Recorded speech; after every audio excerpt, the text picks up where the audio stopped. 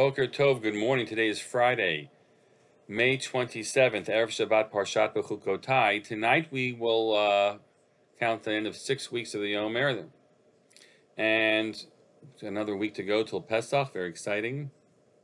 We haven't talked much about the mitzvah Sfiras HaOmer, why we count the from the Omer offering till the Shtei HaLechem offering that happens on Shavuot. So we'll take a moment here just to focus on one. And I always had heard the Mata Moshe as a message about the Jews, that the world is that we have a very difficult time in Eretz Yisrael, in the land of Israel, that period from Pesach to Shavuot, when the produce is in question and the fruits of the tree are in question. And even the word chamsin, which is the Arabic word for these terrible hot winds that come through and destroy a lot of crops, was related to the word chamishim, 50, at this period of time, especially when such winds would come and wreak havoc and threaten the year's crops. And always seen the Mata Moshe somehow quoted as relating to the worry of the Jewish farmer.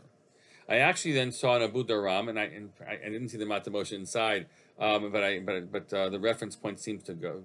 I don't know. We'll have to see. I'll have to look at the Mata Moshe more directly.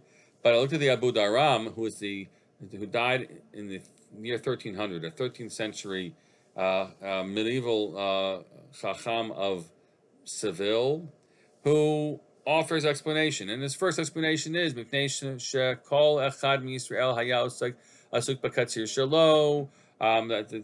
every Jew has been caught up in their needs, and they're going to forget to make Aliyah Regel. Very Jewish people focused. That's why we have to count the Sefira. And then he says, and this is now this line of reasoning. The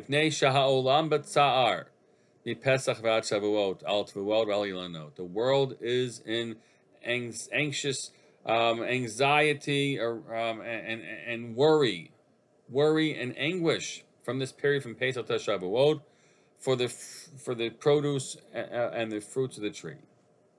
Well, he explains. He goes on to explain that element. Well,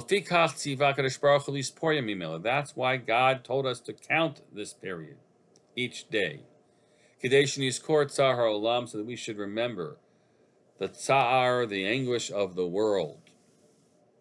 And that's what's up in front of us. Maybe, again, it was just my imagination that the earlier opinion was about the Jewish farmer per se, but certainly his first opinion was all caught up in the Jewish realities. And the second one here is much broader. Yesterday, on Thursday, my daughter Ayel graduated from Yeshiva University, and the Mazel Tov, thank you. And Ambassador Deborah Lipstadt, who had received just on Monday, was sworn in as the new in a new position as an ambassador to deal with issues of anti-Semitism. She spoke about understanding the very troubling reality of anti-Semitism in this country. Helped frame for us a little bit more about the white replacement theory and the claim that the Jews are the masterminds behind all of that is part of this sick thinking, and that's driven a lot of the unfortunate attacks, even the Buffalo attacks. Somehow, in his manifesto was framed around that. We'll get to that now in a moment. And it was all the focus was around the worries that we have as Jews and anti-Semitism, how to fight that, the importance of fighting it, being careful what to call anti-Semitism, which isn't. That was her focus, and that we have our tsar. This is a great worry for us. These past few years, we've seen the increase in the ways that we are well aware of it since Charlottesville and beyond, of the anti-Semitic acts and attacks and theories that are out there. And yet, the events last week in Buffalo and the events of a few days ago in Texas is a tsar ha'olam that we can't ignore. No Jew can say, I have to worry about my tsaras. I got to worry about my tsaras of anti-Semitism and this and that and Israel. No, that's not how we work. It's not how it can be. We've spent the past few months trying to feel the tsar of people, the people in Ukraine, and we've dedicated funds and efforts and energy, and many of our people have gone over to many of our people from our community have been over to Poland, and the Jewish organizations have had such an important role they're playing there, and as well as the state of Israel is playing there, because we're feeling the tsar ha'olam.